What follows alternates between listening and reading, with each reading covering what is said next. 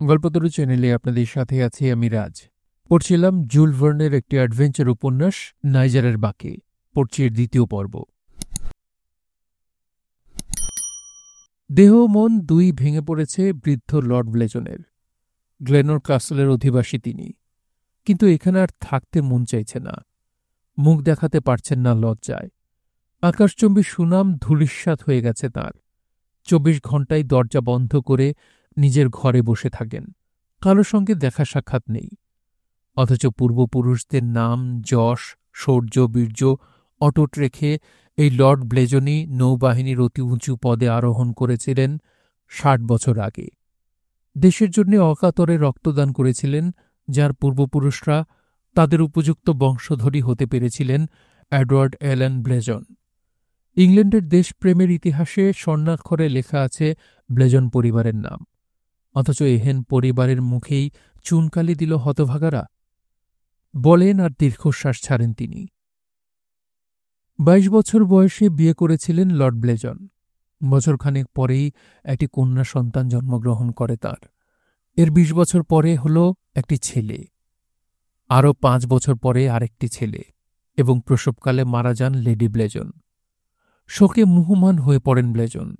শেষে আত্মীয় স্বজনের অনুরোধে আর ঘর রক্ষার কারণে নৌবাহিনীরই এক সহকর্মীর বিধবা স্ত্রীকে বিয়ে করেন তিনি। কপর্দক শূন্য স্ত্রীটি কিন্তু একেবারে খালি হাতে আসেননি। সঙ্গে নিয়ে আসেন তার ১৬ বছরের ছেলেকে, নাম উইলিয়াম। কয়েক বছর পরেই দ্বিতীয় স্ত্রীর ঘরে আরও একটি মেয়ে হয় ব্লেজনের। নাম রাখেন জেন। এরপরেই আবার বিপত্নিক হন তিনি। বয়স তখন ৬০-এর কাছাকাছি। এই বয়সে আর বিয়ে করার কোনো মানে হয় না। তাই ছেলে মেয়েদের মানুষ করার কাজে মন দেন তিনি। অনেক আগেই বিয়ে হয়ে গেছে বড় মেয়ের। ২ ছেলে আর ছোট মেয়েকে সুশিক্ষায় শিক্ষিত করে তোলায় মন দিলেন ব্লেজন। সৎ ছেলে উইলিয়ামকেও একই নজরে দেখলেন, কিন্তু আঘাত দিল তাকে সৎ ছেলে। কিছুতেই ব্লেজন পরিবারের সঙ্গে নিজেকে খাপ খাইয়ে নিতে পারল না উইলিয়াম। ওকে মানুষ করার যথেষ্ট চেষ্টা করেছেন ব্লেজন। নিজের ওরসজাত ছেলে মেয়ের সঙ্গে উইলিয়ামেরও যত্নের কোনো তফাৎ রাখেননি, কিন্তু তবু হল না। ভেতরে ভেতরে একটা চাপা বিদ্বেষ, বৈরী ভাব পুষে রাখল সে মনে। অসৎসঙ্গ জোটাল উইলিয়াম, জুয়া খেলা শিখল, কিন্তু টাকা পায় কোথায়? রহস্যটা ফাঁস হল একদিন। বিপুল অঙ্কের একটা ব্যাংক ড্রাফট এসে পৌঁছল ব্লেজনের কাছে। তাঁরই সই নিখুঁতভাবে জাল করা রয়েছে ড্রাফটে। সবই বুঝলেন ব্লেজন। একটি কথা না বলে ব্যাংকের পুরো পাওনা মিটিয়ে দিলেন। কিন্তু এবারে আর ক্ষমা করলেন না। বাড়ি থেকে তাড়িয়ে দিলেন উইলিয়ামকে। ব্লেজন পরিবারের উপর আক্রোশ আরও বেড়ে গেল উইলিয়ামের। বের করে দেবার সময় তাকে কিছু টাকা দিতে চাইলেন ব্লেজন, কিন্তু নিল না উইলিয়াম। সৎবাপের মুখের ওপর টাকাগুলো ছুঁড়ে ফেলে দিয়ে গটগট করে বেরিয়ে গেল বাড়ি থেকে। উধাও হয়ে গেল কোথায়। দিন যায়। বাপের নাম রাখল বড় ছেলে জর্জ ব্লেজন। সেনাবাহিনীতে যোগ দিল। অনেক উপরে উঠে গেল নিজের দক্ষতায়। চারদিকে দ্রুত সুনাম ছড়িয়ে পড়তে শুরু করেছে। ঠিক এই সময়ে একদিন খবর পাওয়া গেল বিদ্রোহী হয়ে উঠেছে জর্জ। দলবল নিয়ে ডাকাতি লুটতরাজে মন দিয়েছে। শেষ পর্যন্ত বিদ্রোহ দমন করতে সৈন্য পাঠানো হল। মারা গেল জর্জ কামানের গোলায়। তাকে মারতে পাঠানো অফিসারেরও মৃত্যু হল সেই সাথে। যথাসময় খবর এসে পৌঁছল ইংল্যান্ডে। ছিছি পড়ে গেল। গরম ভাষায় সম্পাদকীয় লিখে চলল খবরের কাগজগুলো। কাটতি বেড়ে গেল রাতারাতি ২ গুণ ৩ গুণ। কান দুটো যেন খসে পড়ে গেল লর্ড ব্লেজনের। ঘরে বন্দি করে রাখলেন তিনি নিজেকে। ছেলের এই অপকীর্তির পর আর সমাজে মুখ দেখানো যায় না। বাবার কাছ থেকে বিদায় নিয়ে আফ্রিকায় পাড়ি জমাল ছোট মেয়ে জেন ব্লেজন। কেন? কোন অঞ্চলে যাচ্ছে সে? শুনলে নিশ্চয়ই চমকে উঠতেন ব্লেজন। কিছুতেই যেতে দিতেন না। তাই তাকে সত্যি কথা কিছুই বলল না জেন। ব্লেজনের বড় বের ছেলে অ্যারজন দ্য সেন্ট বেরেন। তার ছোট খালা জেনের চাইতেও ১৫ বছরের বড়। মাছ ধরার সাংঘাতিক নেশা, দারুণ অন্যমনস্ক আর নারী জাতির প্রতি তীব্র বিতৃষ্ণা। কিন্তু নানার মন জয় করতে পেরেছিলেন কুৎসিত দর্শন এই নাতিটা। নানা বিয়ের কথা বললেই প্রতিবাদ করেন। বিয়ে করে কি হবে শুনি? বইয়ের কাঁদুনি আমি একদম সইতে পারব না। ওগুলোকে বিশ্বাস আছে নাকি? পরিবারের সবাই ভালোবাসে অ্যাজনরকে, তার মিষ্টি স্বভাবের জন্যে। আর জেনের সঙ্গে তো তার ভীষণ ভাব। জেনকে ধরতে গেলে মানুষই করেছেন তিনি। তাকে হাত ধরে হাঁটতে শিখিয়েছেন, বড় হলে সঙ্গে করে নিয়ে বেড়াতে বেরিয়েছেন। এদিকে একজনকে ছাড়া জেনেরও চলে না। যেহেতু বয়সে বড়, তাই সম্পর্কটা উল্টে তাঁকেই মামা বলে ডাকে। তাই বলে সব সময় নয়, দাবরান্নি দেয়ার দরকার হলেই মামা পরিণত হয়ে যায় বোনপোতে, আর ভাগ্নি খালায়। খেপে গেলে খালাকে রীতিমতো ভয় পান এজনর। এই তো সেদিন এজনরকে ডেকে বলল জেন, মামা, ভাইয়ার ব্যাপারটা কি বলতো? কে, জর্জের কথা বলছিস? হ্যাঁ। খবরদার জেন, সাবধানে এদিক ওদিক চাইলেন এজনর। এই বাড়িতে ও নাম উচ্চারণ করিস নে, নানা শুনলে আস্ত রাখবেন না। কেন শুনি, কি তার অপরাধ? আমি বলতে পারবো না সে কথা। বলে ঘর থেকে বেরিয়ে যাবার জন্য উঠে দাঁড়ালেন এজনর। খেপে গেল জেন, চেঁচিয়ে পেছন থেকে ডাকল, এজনর! খালা। ঘুরে দাঁড়ালেন এজনর। যাবে না বলছি, তাহলে তোমার সাথে আর কোনো সম্পর্ক নেই আমার। জলদি বলো, কি জানো? খালাকে চটানো উচিত মনে করলেন না এজনর। ফিরে এসে জর্জের সমস্ত কাহিনী শোনালেন জেনকে। নরম হয়ে এলো জেন, বলল, মামা, বলো, সত্যি অন্যায় করেছে ভাইয়া? কি করে নিশ্চিত হলে? দেশশুদ্ধ লোক জানে। কি করে জানল? কেন, তাকে বন্দি করে আনতে অফিসার পাঠানো হলো না? সেও মরল, জর্জও মরল। কিন্তু এতে কি প্রমাণ হয়? আমি বলছি কি জানো মামা, আসলে ভাইয়া ছিল একেবারে নির্দোষ। তার মতো লোক অমন কাজ করতেই পারে না। সবই লোকের মিথ্যে রটনা। এমনকি বাবাও তার নিজের ছেলেকে চিনতে পারেননি। কিন্তু কোনো উত্তর দিতে না পেরে আমতা আমতা করতে লাগলেন এজনর। কোনো কিন্তু নেই মামা, ভাইয়া নির্দোষ। হয়তো নির্দোষ, কিন্তু প্রমাণ করবি কি করে? গেলেই পাওয়া যাবে। গেলে? কোথায়? আর কোথায়? যেখানে কবর দেওয়া হয়েছে ভাইয়াকে। আফ্রিকায়? হ্যাঁ, আফ্রিকায়। কবর খুঁজলেই পাওয়া যাবে সব প্রমাণ, আমি নিশ্চিত। তাছাড়া ভাইয়ার সঙ্গে দু একজন লোক নিশ্চয়ই বেঁচে আছে, তারা সত্যি ঘটনা বলবে। তা না হয় বলবে, কিন্তু যাবে কে? তুমি যাবে? আমি? 1000 মাইল পেরিয়ে আফ্রিকায়? 1000 মাইলেরও বেশি। অসম্ভব। তাহলে আমিই যাব। তুই? হ্যাঁ, আমি। উঠে চলে গেল জেন। এরপর থেকে এজনরের সাথে কথা বলা বন্ধ করে দিল জেন। সবই বুঝলেন এজনর। যেচে এসে জেনের সঙ্গে আফ্রিকায় যাবার কথা উত্থাপন করলেন, কিন্তু চুপ করে রইল জেন। উঠে চলে গেল সেখান থেকে। ছোটবেলা রেগে গেছে দেখে আফ্রিকা অভিযানের কষ্টকে আর গ্রাহ্য করলেন না এজনর। ঠিক করলেন যাবেন। রাগ ভাঙালে জেন জানিয়ে দিল সেও যাবে সঙ্গে। না, এজনরের কোনো আপত্তি শুনবে না সে। ভূগোলের ছাত্রী জেন। পৃথিবীর দুর্গম অঞ্চলগুলো সম্পর্কে এমনিতেই ভালো জ্ঞান আছে। ভাইয়ের নিরুদ্দেশ হবার পর থেকে আফ্রিকা, বিশেষ করে জর্জকে যেখানে মারা হয়েছে বলে অনুমান করা হয়, সেই অঞ্চল সম্বন্ধে আরও গভীরভাবে পড়াশোনা করছে। এমনকি ওখানকার বাম্বারা ভাষা পর্যন্ত শিখেছে। এজনর যেতে রাজি হতেই তাঁকে ওর জোর করে শিখিয়েছে ভাষাটা। লোভও দেখিয়েছে অবশ্য। বলেছে নাইজার নদীতে প্রচুর মাছ পাওয়া যায়। ওখানে বড়শি ফেলার আশায় দিনরাত হা করে থাকে মাছেরা। টোপ লাগেই না, খালি বড়শি লুফে নেয়। এবং ওই মাছ কোথায় পাওয়া যায় জানে শুধু জঙ্গলিরা। ওদের সঙ্গে কথা বলতে হলে বাম্বারা ভাষাটা শিখতেই হবে। ভূগোলের কিছুই জানেন না এজনর। খালার কথা বিশ্বাস করলেন, কষ্ট করে শিখেই ফেললেন শেষ পর্যন্ত ভাষাটা। এবার প্রয়োজনীয় জিনিসপত্র জোগাড়ের পালা। জঙ্গলিদের বশ করার নতুন ফন্দি বের করেছে জেন। অস্ত্রশস্ত্রের উপর খুব একটা ভরসা নেই তার। তাই জঙ্গলিদের উপহার দিয়ে বশ মানানোর জন্যে সঙ্গে নিল রঙিন পুঁতির মালা, রুমাল, ছুঁচ, ফিতে, বোতাম, পেন্সিল, পুরনো বাজে বন্দুক ইত্যাদি। অভিযানের প্রয়োজনে নিল ওষুধপত্র, অস্ত্রশস্ত্র, টেলিস্কোপ, কম্পাস, তাঁবু, ম্যাপ, রান্নার জিনিসপত্র, প্রচুর পরিমাণে খাবার ইত্যাদি। এজনর সারাদিন বাজারে বাজারে ঘুরে কিনে আনলেন ডজনখানেক বিভিন্ন সাইজের ছিপ, প্রচুর পরিমাণে সুতো, বড়শি আর মাছ ধরার অন্যান্য প্রয়োজনীয় সামগ্রী। মুচকে হাসল জেন, বলল, কিনলে তো মামা, গেলে মাছও মিলবে, কিন্তু তাঁবুতে আনতে পারবে তো? কেন কেন কেন পারব না? জঙ্গলিরা ছিনিয়ে নেবে। প্রায় আটকে উঠলেন এজনর। আরে না না, সেই জন্য নয়।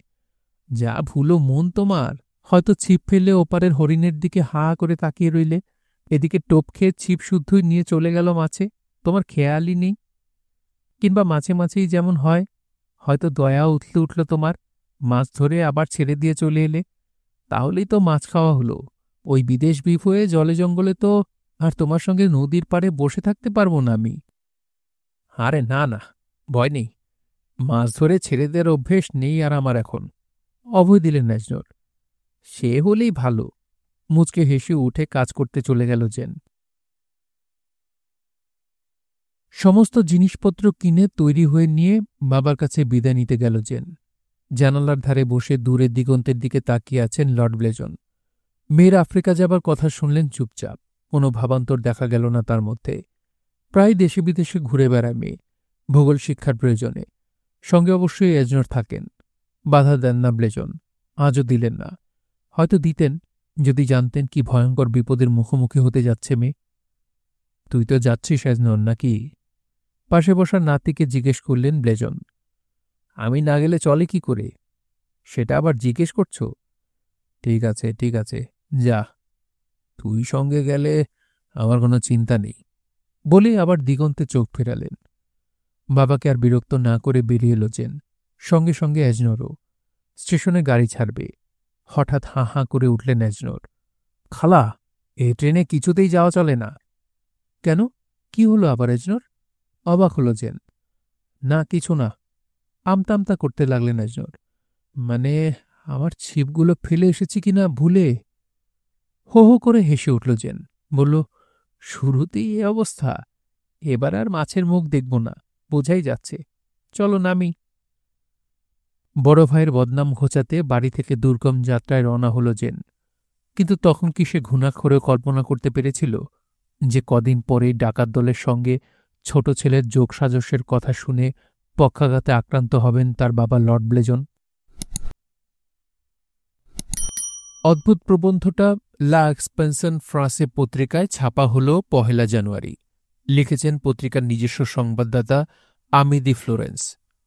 বারজাক মিশন, বিশেষ সংবাদদাতা প্রেরিত। ডিসেম্বর ১, জঙ্গল। আগেই জানিয়েছি, ভোর ৬টায় যাত্রা শুরু করবে বারজাক মিশন। মিশনের ৮ জন সদস্য ছাড়াও আমাদের সঙ্গে আছেন ২ জন স্বেচ্ছা অভিযাত্রী। এদের মধ্যে একজন ইংল্যান্ডের শিক্ষিতা সুন্দরী ফরাসি তরুণী মিস জেন ব্লেজন। অন্যজন তার মামা এজনর দ্য সেন্ট বেরেন। বোনপো ডাকে মাঝে মাঝে, বড় গোলমেলে সম্পর্ক, ঠিক রাখতে পারছি না। মাথায় ছিট আছে ভদ্রলোকের, কিন্তু দারুণ ভালো মানুষ আর হাসি খুশি। আশা করছি যাত্রাপথে আমাদের আনন্দেই রাখবেন তিনি। ২ জন নিগ্রো চাকর এনেছেন তার সঙ্গে, গাইডের কাজ করবে। আর দোভাষীর কাজটা বেশ ভালো মতোই চালাতে পারবেন মামা ভাগ্নি। বাম্বারা আর স্থানীয় অনেক ভাষাই নিখুঁত বলতে পারেন দুজনে। এই তো আজ সকালেই আমাকে দেখে গুড মর্নিং না বলে ইনিতি বলেছেন মিস ব্লেজন। শুনে শুনে ভাষাটা শিখে ফেলার চেষ্টা করছেন মশিয়ে বারজাক, কিন্তু তার মুখে কেমন যেন হাস্যকর ঠেকে ভাষাটা। ভোর ৫:৩০, রেসিডেন্সির সামনে চত্বরে জড়ো হলাম আমরা। সৈন্য দেখিয়ে জঙ্গলিদের ভড়কে দেওয়ার ইচ্ছে নেই মশিয়ে বারজাকের। মিস ব্লেজনও এসবের পক্ষপাতী নন। দুজনেই চান শান্তির বাণী বয়ে নিয়ে যেতে। হাতে তাদের শান্তির অলিভ শাখা। ওদিকে বেঁকে বসেছেন মিশনের ডেপুটি চিফ মশিয়ে বদ্রিয়ার্স। গভর্নরও তার দলে। তাঁরা চান সৈন্য সঙ্গে থাকতেই হবে, নইলে ফরাসি সরকারের মান থাকে না। তাছাড়া বছর ১০ ধরেই বিশেষ করে নাইজার অঞ্চল থেকে রহস্যময় সব অভ্যুত্থানের খবর আসছে। লুটতরাজ, খুন জখম অবাধে চালাচ্ছে ডাকাতের দল। গ্রামকে গ্রাম পুড়িয়ে ছাই করে দিচ্ছে। ভয়ে বাড়িঘর ছেড়ে পালাচ্ছে লোকে। কাজে অভিযাত্রী দলের সঙ্গে সৈন্য থাকা একান্ত দরকার। সুতরাং ২০০ সৈন্য নিয়ে আমাদেরকে পাহারা দেবেন ক্যাপ্টেন মার্সিনে। ব্যবস্থা করলেন গভর্নর। এতে দারুণ খুশি হয়েছেন বাদ্রিয়ার্স। অন্যদিকে বারজাকের মুখ গোমরা। আমাদের পথ প্রদর্শক একজন নিগ্রো, এককালে সেনাবাহিনীতে নেটিভ অফিসার ছিল।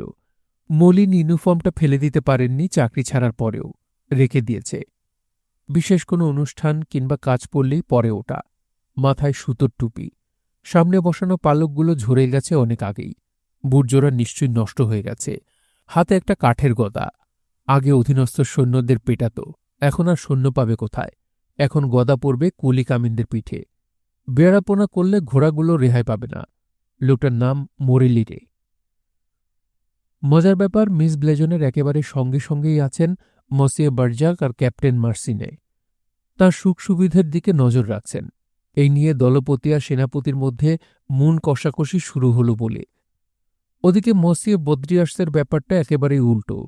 মহিলাকে কিছুতেই সহ্য করতে পারছেন না তিনি। মুখ কালো করে প্রথম দলের অগ্রভাগে বসে আছেন। তাঁর ঠিক পেছনেই ড চাতন্যে। ভূগোল বিশারদ আছেন ডাক্তারের পাশেই। মানবজাতির ভবিষ্যৎ সম্বন্ধে তুমুল তর্ক জুড়ে দেবার তালে আছেন ডাক্তারের সঙ্গে। ভৌগোলিক কারণেই যে এই অতি উন্নত জাতিটার পতন অবশ্যভাম্বী তা বোঝাতে চাইছেন। হাঁ হুঁ করে সেরে দিচ্ছেন ডাক্তার। এদের পেছনে আছে বিশাল কনভয়টা, 50টা গাধা, 25টা ঘোড়া, এর মধ্যে 10টা ঘোড়া এনেছেন মিস ব্লেজন। দুপাশে দাঁড়িয়ে ক্যাপ্টেনের অশ্বারোহী বাহিনী। এরকম অবস্থানে থেকেই অভিযাত্রীদের পাহারা দিয়ে এগোবে। সবাইকে ঘিরে টহল দিয়ে ফিরছি আমি খবরের সন্ধানে। কে কখন আবার কি মূল্যবান কথাটা বলে ফেলে আমার অজান্তে, তাই খুব ব্যস্ত রেখেছি নিজেকে। সবার পেছনে রয়েছে মিস ব্লেজনের 2 চাকর, টোনগানে আর চৌমুকি।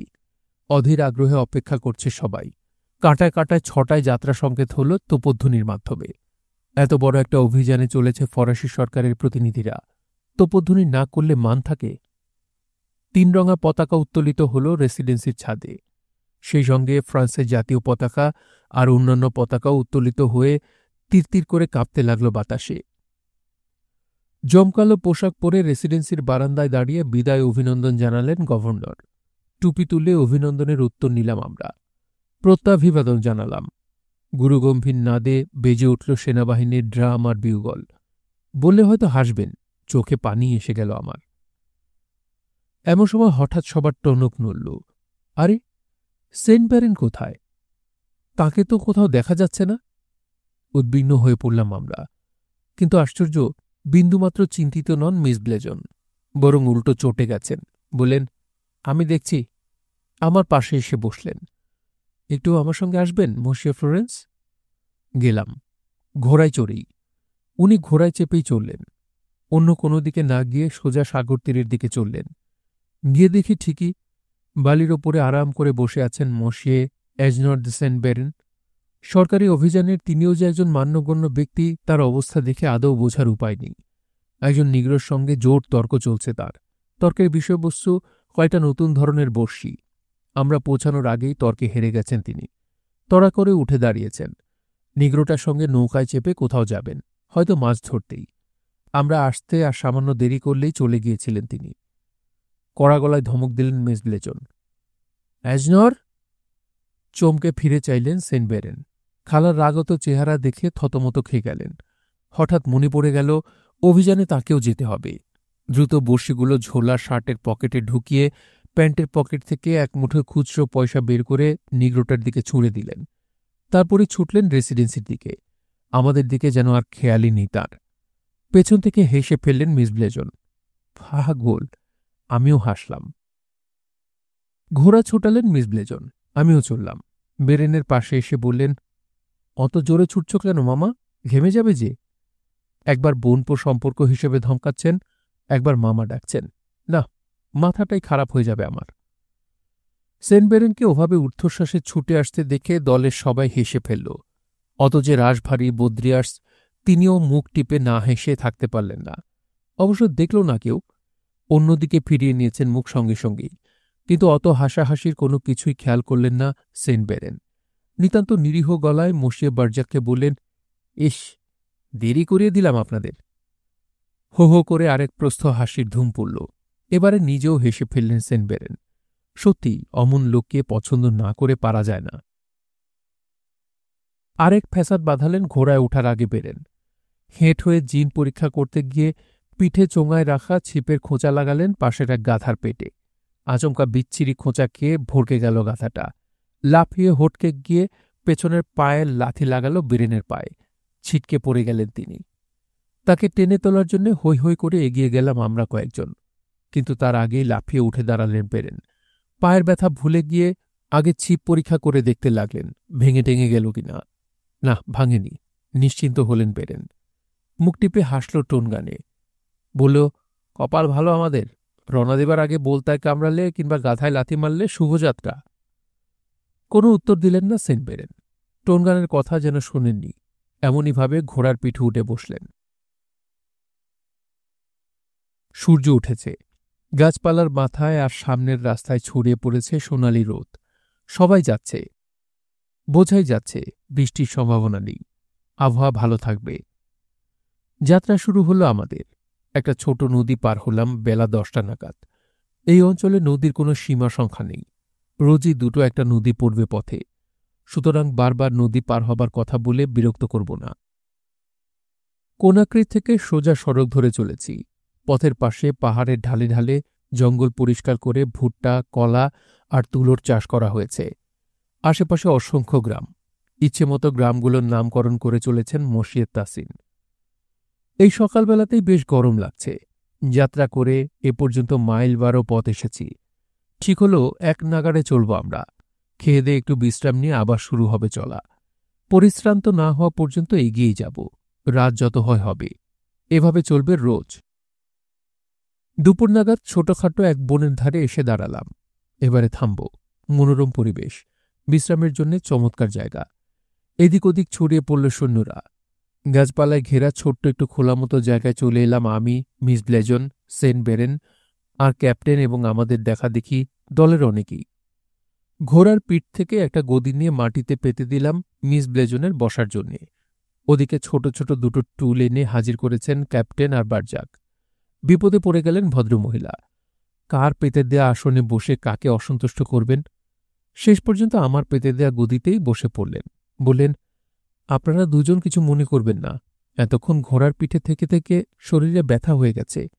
মাটিতে এই গদিতে হাত পা ছড়িয়ে একটু আরাম করে বসতে পারব। ক্যাপ্টেন আর বারজাক চোখ চাওয়াচাই করলেন। শেষে আমার দিকে এমনভাবে চাইলেন যেন জ্বালিয়ে পুড়িয়ে ভস্ম করে দেবেন। পা ছড়িয়ে ঘাসের উপর বসলেন মসিয়ে বদ্রিয়ার্স, কুইরো, হেইরো আর পঁসি। শেষের 3 ব্যক্তি নির্দলীয়। সঙ্গে আসার হুকুম হয়েছে, এসেছেন। রওনা হওয়ার পর থেকে ফাঁক পেলেই খাতায় কিসব লিখছেন মসি পঁসি। ভাবসাব দেখে মনে হচ্ছে আমার লোকটা হয় অসাধারণ মেধাবী, নয়তো অকাট মূর্খ। এখন কোনটা যে তা আল্লাহ জানেন। অপেক্ষা করা যাক, হয়তো আমিও জানতে পারব। সারাক্ষণে জোর বেঁধে আছেন ড চাতন্যে আর মসিয়ে তাসিন। এখন বসেছেন একটা ডুমুর গাছের ছায়ায়। বসেই ম্যাপ বিছিয়েছেন তাসিন। দুজনেরই খাওয়া চুলোয় গেল, এতই তন্ময় হয়ে পড়লেন ম্যাপ নিয়ে। আবার কোথায় গায়েব হয়ে গেছেন সেন্ট বেরেন। ওর ছায়াও নজরে পড়ছে না। আগুন জেলে রান্নার আয়োজন করছে গাইড মরিলিরে। তার সঙ্গে হাত লাগিয়েছে চৌমুকি আর টনিগানে। এগিয়ে গেলাম। কি খাওয়া হবে এবেলা জানতে চাইলাম। কোনাক্রি থেকে আনা মাংস দেখালো আমাকে মরিলিরে। হাসল, বলল, দারুণ জিনিস মশিয়ে, ভেড়াটা একদম কচি। দেখে শুনে এবেলার খাওয়াটা ভালোই হবে মনে হল। মাখন দিয়ে ভাজা ভেড়ার মাংস, ভুট্টার কেক, বন থেকে জোগাড় করা ডুমুর, কলা, নারকেল। সবশেষে তালের রস গাজানো তাড়ি, অবশ্যই ঝর্ণার ঠান্ডা পরিষ্কার পানি মেশানো, নইলে এই ভর দুপুরে মাতলামি শুরু করবে সবাই। এই সময় আমার পাশে এসে দাঁড়ালেন ড চাতন্যে। মাখনটা দেখে খুশি হলেন খুব। এতক্ষণে জানলাম যে গরুর দুধ থেকে নয়, এটা তৈরি হয়েছে এক জাতের গাছের ফল থেকে। এই গাছের 2 নাম, কেউ বলে সি, কেউ বলে কেরাইট। ডাক্তারের কথা শুনছি।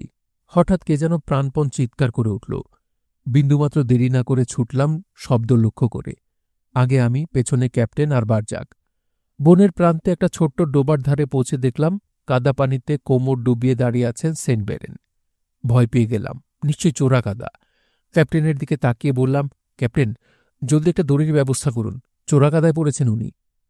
আরে না না, চোরা কাদা নয়, এমনি কাদা, তবে সাংঘাতিক আঠালো, পা তুলতে পারছি না, পিছলে পড়ে গেছি। কি করছিলেন এখানে? মাছ ধরছিলাম। ছিপটা কোথায়? ছিপ কেন? অবাক হলেন যেন বেরেন। হাত দিয়েই তো ধরা যায় এই কাদায়। তা পেয়েছেন? মাছ না, তবে তোফা জিনিস পেয়েছি, বলে প্যান্টের ভেতরে নিচের দিকে ঢুকিয়ে দেওয়ার জ্যাকেটটা দেখালেন। এর ভেতরে আছে? কি আছে? অবাক হয়ে প্রশ্ন করলাম। আরে সাহেব, আছে আছে। রহস্যটা ভাঙলেন না সেন্ট বেরেন। দেখলেই জিভে পানি এসে যাবে, কিন্তু আগে তুলুন তো আমাকে। 3 জনে মিলে টেনে হিঁচড়ে কোনোমতে বেরেনকে ডোবা থেকে তুলে আনলাম। আরে বেশি টানাটানি করবেন না, জ্যাকেটের ভেতর থেকে বেটারা পালাবে যে। হা হা করে উঠলেন সেন্ট ব্যারেন। আরে কোন বেটারা পালাবে বলবেন তো? অধৈর্য হয়ে উঠলাম আমি। ব্যাং সাহেব, ব্যাং। বুঝুন কাণ্ড, রোদে গরমে অস্থির হয়ে এসে হাত পা ছড়িয়ে জিরিয়ে কুল পাচ্ছি না আমরা, আর বেরেন কাদার মধ্যে মাছ ধরতে এসে মাছ না পেয়ে ব্যাং ধরেছেন, আবার লোভ দেখাচ্ছেন যে দেখলে নাকি আমাদের জিভে পানি এসে যাবে। তা ভালো করেছেন, ভেরি গুড, বললেন বারজাক। খাইনি কখনো, তবে ব্যাঙের মাংস খেতে ভালোই শুনেছি। কিন্তু যেরকম চেঁচাচ্ছে ওগুলো, খাদ্য হবার ইচ্ছা আছে বলে মোটেই মনে হচ্ছে না। হবে হবে, না হয়ে যাবে কোথায়? কেটে কুটে নিজে ব্যাঙের রোস্ট বানালেন সেন্ট ব্যারেন। সত্যি চমৎকার লাগলো খেতে। সবাই তারিফ করল মাংস আর রান্নার। সবশেষে কফি খেয়ে ঘাসের ওপরই লম্বা হয়ে শুয়ে পড়ল অভিযাত্রীরা। মেয়ে মানুষ, সবার সামনে তো আর শুতে পারেন না মিস ব্লেজন। খানিক দূরে একটা গাছের আড়ালে গিয়ে শুলেন। বিকেল ৫টায় আবার রওনা হবার কথা, কিন্তু কিছুতেই রাজি করানো গেল না কুলিদের। আজব সমস্যা, চাঁদ ওঠার আগে কিছুতেই রওনা দেবে না ওরা, অমঙ্গল নাকি হয়। কুলিদের সঙ্গে সাই দিয়ে বলেন মসজিদ তাসিন, ঠিকই বলছে কুলিরা, আমাদের আগের অনেক আফ্রিকা অভিযাত্রী এই বিষয়ে লিখে গেছেন, সত্যিই নাকি অমঙ্গল হয়। এতে আরো পেয়ে বসল কুলিরা। যারা এতক্ষণ নিমরাজি ছিল তারাও একেবারে হাত পা ছড়িয়ে বসল। কয়েকজন তো শুয়েই পড়ল, আরও কিছুক্ষণ ঘুমিয়ে নেবার জন্যে। বোকার হদ্দগুলোর জন্য পুরো ২ ঘণ্টা খামোখা নষ্ট হল আমাদের। একসময় চাঁদ উঠল, আর মোড়া ভেঙে উঠে বসল কুলির দল। আবার চলা শুরু হলো আমাদের। আরেকটা জঙ্গলের ধারে এসে পৌঁছালাম রাত ৯টা নাগাদ। জঙ্গলে ঢোকার পথেই একটা কুঁড়ে ঘর। ভেতরে উকি মেরে দেখলেন ক্যাপ্টেন। খালি কুঁড়ে। মিস ব্লেজনের রাত কাটাতে সুবিধা হবে বলে এখানেই থামার প্রস্তাব করলেন ক্যাপ্টেন। সবাই রাজি হল। তাঁবু ফেলা হল। রাতের খাবারের পর শোবার পালা। যার যার তাঁবুতে গিয়ে শুয়ে পড়লেন অভিযাত্রীরা। মিস ব্লেজন গেলেন কুঁড়ে ঘরে। ক্যাপ্টেন আর সৈনিকেরা পালা করে রইল পাহারায়। ১০ মিনিটও পেরোয়নি, হঠাৎ কুঁড়ে ঘরের ভেতর থেকে তীক্ষ্ণ চিৎকার শোনা গেল। তড়াক করে লাফিয়ে উঠলাম, তাঁবু থেকে বেরিয়ে ছুটলাম সেদিকে। আমার আগেই ঘরের দরজার কাছে চলে গেছেন ক্যাপ্টেন। ভেতরে ঢুকে দেখলাম এক কোণে জড়সড় হয়ে দাঁড়িয়ে থরথর করে কাঁপছেন মিস ব্লেজন। তার মুখে আতঙ্ক। কি হয়েছে? আমরা জিজ্ঞেস করতেই আঙুল দিয়ে মেঝের দিকে নির্দেশ করলেন। দেখলাম এক ধরনের কুৎসিত সাদা পোকা শয়ে শয়ে কিলবিল করছে। মাটিতে অসংখ্য গর্ত। গর্তের ভেতর থেকেই বেরিয়ে এসেছে পোকাগুলো। মিস ব্লেজনের দোষ দেব কি? দেখে আমারই গা ঘিনঘিন করে উঠল। শিউরে উঠলাম নিজের অজান্তেই। অন্যদের সঙ্গে টোনাগানেও এসে দাঁড়িয়েছে কুঁড়ের ভেতর, কিন্তু পোকাগুলোকে দেখে তার সে কি আনন্দ! আমরা তার অত খুশির কারণ জিজ্ঞেস করলাম। সে বলল, খুশি হব না? এমন দারুণ জিনিস সবসময় জোটে নাকি? ওগুলো মচমচ করে ভাজলে খেতে যা লাগে না! বলেই বেরিয়ে গেল সে, বোধহয় পোকাগুলোকে তুলে নেবার জন্য ঝুড়িটুড়ি কিছু আনতে। ওয়াক ওয়াক করে বমি করে ফেললেন মিস ব্লেজন। টোনগানের কথা শুনেই আমারও অবস্থা বিশেষ ভালো নয়। এরপর আর এই ঘরে মিস ব্লেজনের থাকা চলে না। নতুন তাঁবু খাটাতে হবে। বেরিয়ে এলাম। নতুন তাঁবু খাটানোর কথা শুনে প্রস্তাব করল গাইড মরিলিরে।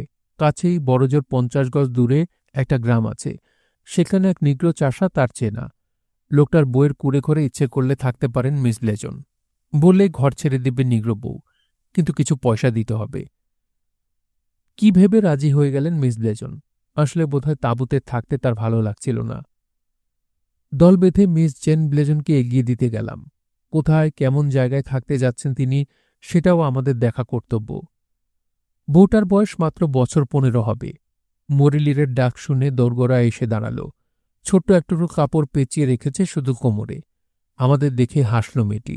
সবাইকে অবাক করে দিয়ে পরিষ্কার ফরাসি ভাষায় অভ্যর্থনা জানাল। ভাষা কোথায় শিখল জিজ্ঞেস করতেই বলল, এক ফরাসি সাহেবের বাড়িতে অনেকদিন ঝিগিরি করেছি। ওই সাহেবই আমাকে স্কুলে কয়েক ক্লাস পড়িয়েছিলেন। মিস জেনের থাকার ব্যবস্থা হবে কিনা মরিলিরে ওকে জিজ্ঞেস করতেই বলল, হবে, নিশ্চয়ই হবে। আর বিছানা কি করে পাততে হয় আমি ভালো করেই জানি। আপনার কোনো অসুবিধা হবে না মা, আসুন। মিস ব্লেজনের হাত ধরে ঘরের ভেতরে নিয়ে গেল বউটা। আমরাও সন্তুষ্ট হয়ে ফিরে এলাম। কিন্তু আধ ঘণ্টা যেতে না যেতেই মিস ব্লেজনের তীক্ষ্ণ চিৎকার শোনা গেল আবার। ক্যাপ্টেনকে ডাকছেন। ক্যাপ্টেন মার্সিনে, জলদি আসুন, আসুন! আবার ছুটলাম। এবারও আমাদের আগেই পৌঁছে গেছেন ক্যাপ্টেন।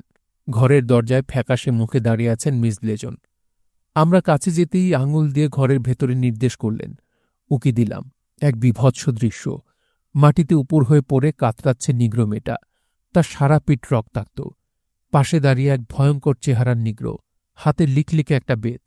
টকটকে লাল চোখ তুলে চাইল আমাদের দিকে। হাতের বেতটা বাতাসে নাচাল। ফিরে মিস ব্লেজনকে জিজ্ঞেস করলাম, ব্যাপার কি? খেপেছে কেন নিগ্রো দানব? বিছানা পেতে দিয়েছে মালিক। হাত তুলে নিগ্রো মেয়েটাকে দেখালেন মিস ব্লেজন। সবে শুয়েছি, ঘুমও এসেছে, এমন সময় কোত্থেকে ঘরে এসে ঢুকল দানবটা। হাত ধরে টান মেরে মেয়েটাকে বিছানা থেকে তুলেই কিলঘুষি মারতে আরম্ভ করল। তারপর মাজা থেকে ওই বেডটা পেরে নিয়ে সমানে চাপকাতে শুরু করল ওকে। বদ্রিয়াস আর বার্জাকও এসে দাঁড়িয়েছেন। বার্জাকের দিকে চেয়ে মুখ বাঁকালেন বদ্রিয়াস। বললেন, এই অসভ্যগুলোকেই ভোটাধিকার দিতে চাইছেন আপনি? বদ্রিয়াসের কথায় মোটেই দমে গেলেন না বার্জাক। পাল্টা জবাব দিলেন, পৌঁঠে গেলেই লোক অসভ্য হয়ে যায় নাকি? ফরাসিরা যে এত সভ্য, তারাও তো বউ পেটায়। বলেই নিগ্রোটার দিকে ফিরে ধমক লাগালেন বার্জাক। এই হতভাগা, মেয়েটাকে অমন বেধড়ক পেটাচ্ছিস কেন? ভালো চাস তো থাম, নইলে পিটিয়ে তক্তা করে দেব। কিন্তু মোটেই ভয় পেল না নিগ্রো। দাঁত খিচিয়ে বলল, থামব? তোমার কথায়? ও আমার বউ নয়, বাঁধি বাঁধি। উচিত দামের চেয়ে বেশি দিয়ে কিনেছি। ওকে খাটানোর কিংবা পেটানোর পুরো অধিকার আমার আছে। তুমি কথা বলতে আসার কে শুনি? অমন পাল্টা আক্রমণ আশা করেননি বার্জাক। একটু দমে গেলেন, কিন্তু পর মুহূর্তেই মন স্থির করে নিয়ে বললেন, ঠিক আছে, মালিককে কিনব আমরা। কত চাস?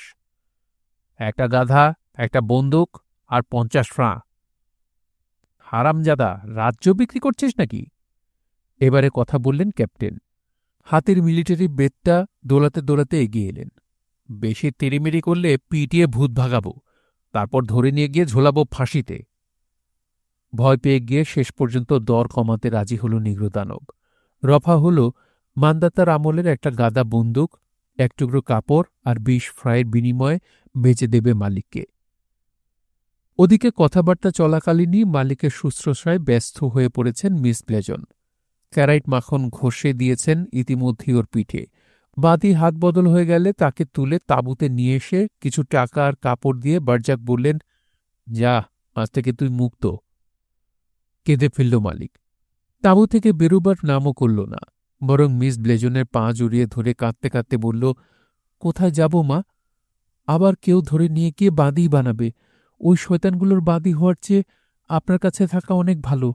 দয়া করে আমাকে তাড়িয়ে দেবেন না। মেয়েটার কাকুতি মিনতিতে গলে গেলেন সেন্ট বেরেন।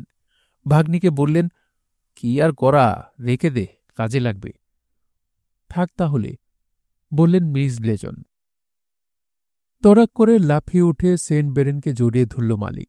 চপাচপ কয়েকটা চুমু খেয়ে ফেলল বেরেনের 2 গালে। আরে করিস কি, ছাড় ছাড়, বলে জোর করে মালিককে ঠেলে সরিয়ে দিয়ে দরজার দিকে ছুটলেন বেরেন। বারবার পেছনে ফিরে চাইছেন আবারও আসছে কিনা মালিক। কৃতজ্ঞতা শিকারের এই অদ্ভুত রীতি দেখে রীতিমতো ভড়কে গেছেন তিনি। কাণ্ডটা আমরা দেখছিলাম। হাসির হুল্লোড় উঠল। মালিককে নিয়ে বাইরে বেরিয়ে এলেন মিস ব্লেজন। তার জন্য তাঁবু খাটানোর হুকুম দিলেন ভৃত্যদের। দরকার হলে বাইরে রাত কাটাবেন, তবু আর কোনো কুড়েতে থাকবেন না তিনি। আমাদের সামনেই শপথ নিলেন। প্রথম দিনের অভিজ্ঞতা এখানেই শেষ। আদিমি ফ্লোরেন্স। বার্জাক মিশন, বিশেষ সংবাদদাতার খবর। ডিসেম্বর 16, দাওহেরিকো।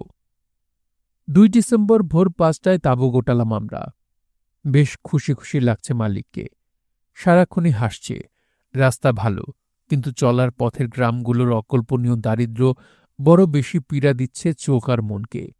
দুধারে বেশিরভাগ জমি সমতল, দূরে অবশ্য টিলার টক্কর যথেষ্ট আছে। জমিতে ছোট ছোট গাছ, আগাছা আর 2-3 গজ লম্বা লম্বা ঘাসের জঙ্গল। মাঝে মাঝে বেশ কিছু জায়গা জুড়ে আগাছা পুড়ে কালো হয়ে রয়েছে, মাটি বেরিয়ে পড়েছে। দাবানলের প্রকোপ। জায়গায় জায়গায় জঙ্গল পরিষ্কার করে চাষাবাদ করা হয়েছে। আশেপাশের গ্রামগুলোর নাম বড়ই অদ্ভুত।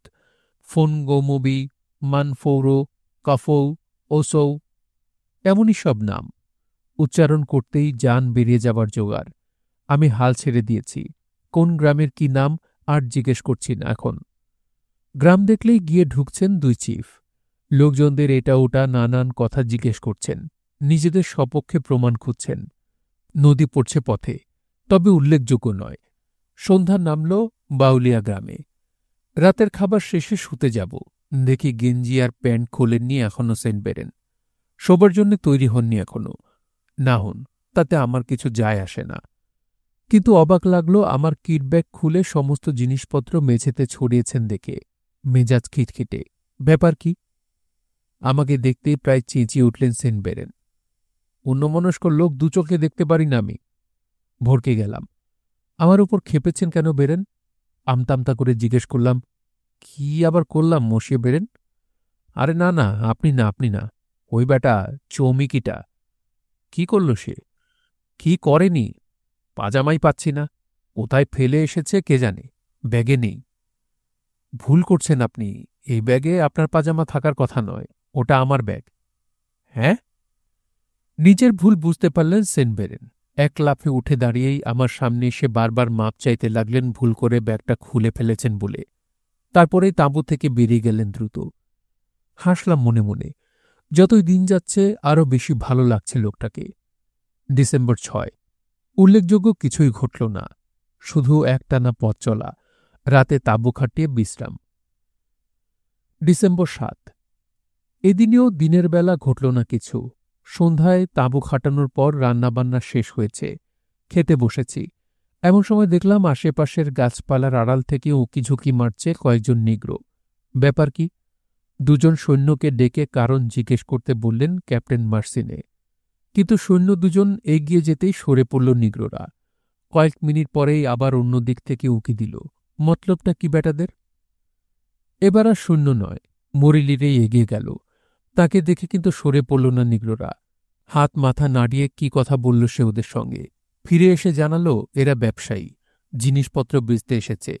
পণ্য হল মাটির বাসনপত্র, বাঁশ আর বেতের ঝুড়ি, লোহার বল্লম, তীর ধনুক, কাঠের জিনিসপত্র ইত্যাদি।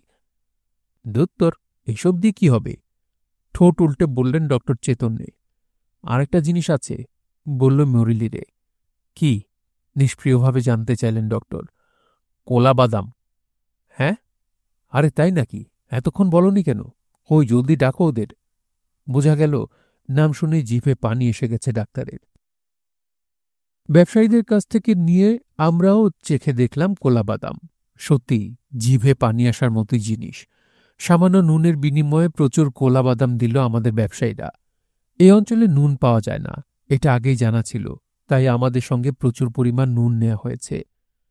খাওয়া দাওয়া শেষ হলো। আমাদের সঙ্গেই খেল ব্যবসায়ীরা।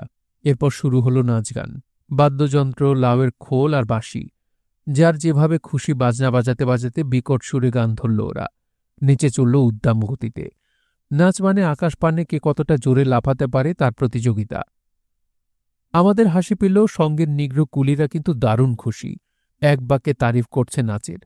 শেষ পর্যন্ত আর থাকতে না পেরে ওরাও একে একে গিয়ে যোগ দিল নাচে। বাদ্যযন্ত্র তো আর নেই, তাই হাতের কাছে সসপ্যান, বাসন, বাটি, চামচ, হাতা যা পেল নিয়ে লাউয়ের খোল আর বাঁশির সঙ্গে তাল মেলাল। হাসতে হাসতে পেটে খিল ধরে গেল আমাদের। হঠাৎ আর থাকতে না পেরে এগিয়ে গিয়ে নাচে যোগ দিলেন সেন্ট বেরেন। হাতে একটা ডিশ আর চামচ নিয়ে নেমেছেন, নাচছেন তাদিন তাদিন। হাসির দমকে পেট চেপে ধরে বসে পড়লাম আমি। সামনে বেরেনকে বাহাবা দিয়ে গেলেন বারজাক। গোমরামুখ বদ্রিয়ার্স পর্যন্ত মুচকে হাসলেন। মাঝরাতে থামল নাচ গান। অত্যন্ত পরিশ্রান্ত হয়ে খোলা আকাশের নিচে যে যেখানে নাচছিল শুয়ে পড়ল নিগ্রোরা। খালা বনপু ঘুমোতে চললেন। হঠাৎই একটা দুর্বুদ্ধি চাপল মাথায়। আসলে সাংবাদিকদের স্বাভাবিক কৌতূহল। কোনো কিছু না ভেবেই মিস ব্লেজনের তাঁবুর গায়ে গিয়ে কান পাতলাম। ভেতর থেকে কথাবার্তা শোনা যাচ্ছে। না, খালা বুনপোতে কথা হচ্ছে না, হচ্ছে টোনাগানের সঙ্গে মিস ব্লেজনের। টোনাগানে, আজ পর্যন্ত তোমার সম্পর্কে ধরতে গেলে কিছুই জানি না। আর্মি থেকে বরখাস্ত হবার পরেও সেনেগালে থাকতে গেলে কেন? চাকরি নেবার সময় বলেছিলে যে পরে সময় করে বলবে। টোনাগানে তাহলে বাম্বারা নয়? অবাক হলাম। ক্যাপ্টেন জর্জ ব্লেজনের জন্যে। ক্যাপ্টেন জর্জ ব্লেজন, নামটা চেনা মনে হল। ক্যাপ্টেন ব্লেজন? মিস জেন ব্লেজন যেন অবাক হলেন। হ্যাঁ, ক্যাপ্টেন ব্লেজন। আমিও ছিলাম ওর দলে। হঠাৎই ইংরেজরা আমাদের ওপর চড়াও হয়ে গুলি চালাতে আরম্ভ করল। কেন? বিদ্রোহ করেছিলেন ক্যাপ্টেন ব্লেজন। খুন খারাপি, লুটতরাজ করে বেড়াচ্ছিলেন।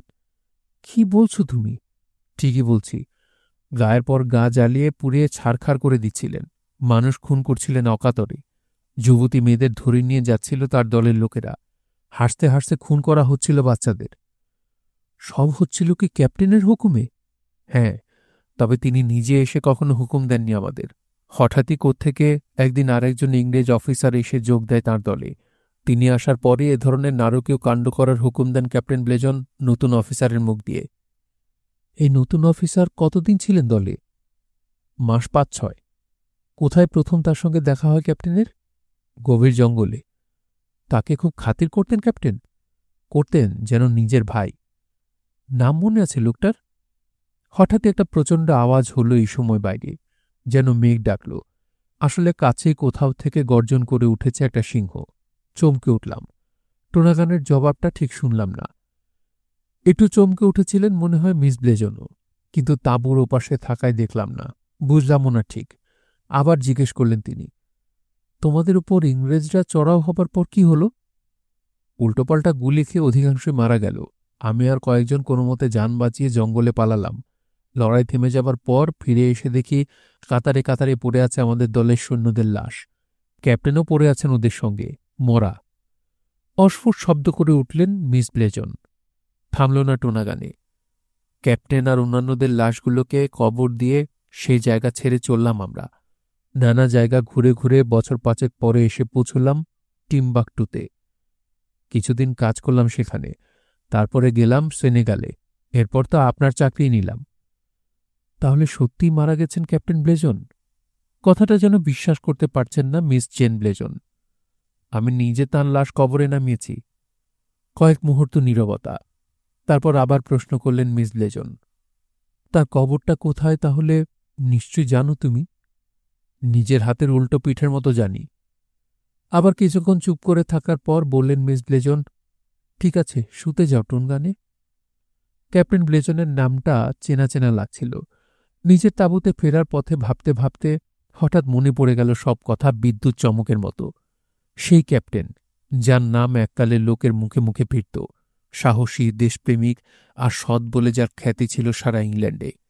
এমনকি ফ্রান্সবাদীদেরও তার নাম অজানা ছিল না। এমন একটা লোক নাকি হঠাৎ কোনো কারণ ছাড়াই বিদ্রোহ করেন। অনেকেই বিশ্বাস করেনি সে কথা, আমিও করিনি। কিন্তু সেই ক্যাপ্টেনের নাম কেন এতদিন পরে টোনাগানের মুখে? ব্লেজনকে নিয়ে মিস ব্লেজনেরই বা অত কৌতূহল কেন? বুঝতে পারলাম না। শুনছিলেন জুল ভার্নের অ্যাডভেঞ্চার উপন্যাস নাইজারের বাঁকে। পড়ছিলাম এর ২য় পর্ব। উপন্যাসটি আপনাদের কাছে কেমন লাগছে তা অবশ্যই কমেন্ট করে আমাদেরকে জানাতে পারেন। ভালো লাগলে একটি লাইক করবেন, চাইলে শেয়ার করে অন্যকে শোনার সুযোগ করে দিতে পারেন। সবাই ভালো থাকবেন, সুস্থ থাকবেন এবং গল্পতরুর সঙ্গেই থাকবেন। ধন্যবাদ।